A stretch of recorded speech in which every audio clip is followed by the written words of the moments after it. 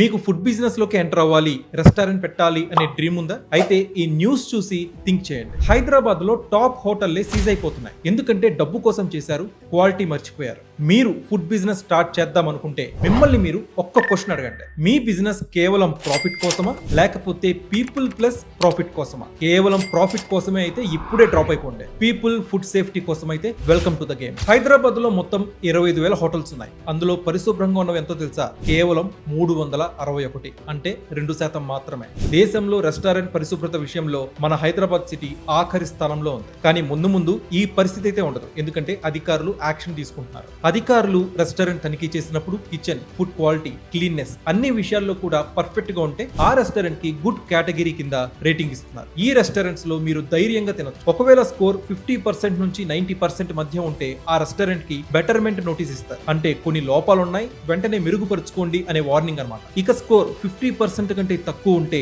అక్కడ పరిశుభ్రత ఏ మాత్రం పాటించట్లేదు అని అర్థం. ఆ రెస్టారెంట్స్ కి షోకాజ్ నోటీస్ జారీ చేస్తారు. ఒకవేళ ఇంప్రూవ్ చేసుకోకపోతే ఆ హోటల్ ని సీజ్ చేసేస్తారు. సైబరాబాద్ ఫుడ్ సేఫ్టీ అఫీషియల్స్ కొత్తగా రేటింగ్ మొదలు పెట్టారు. గచ్చిబౌలి రాయల్ స్పైస్ కి 18% రేటింగ్ వచ్చింది.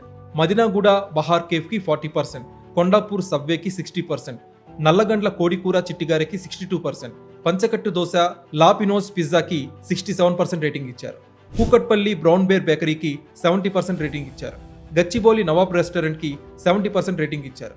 హైటెక్ సిటీ 7 సిస్టర్స్ రెస్టారెంట్ కి 73% రేటింగ్ ఇచ్చారు. మదినాగూడ అంతేరాకి 83% రేటింగ్ ఇచ్చారు.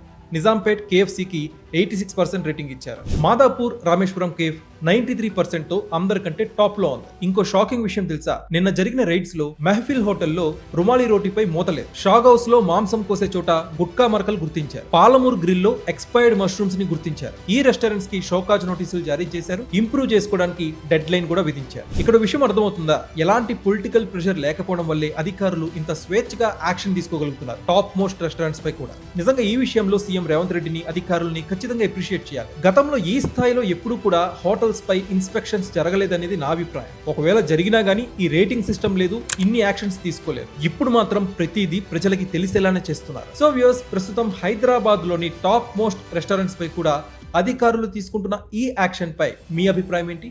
కామెంట్ సెక్షన్ లో తెలియజేయండి. Please like, share and subscribe.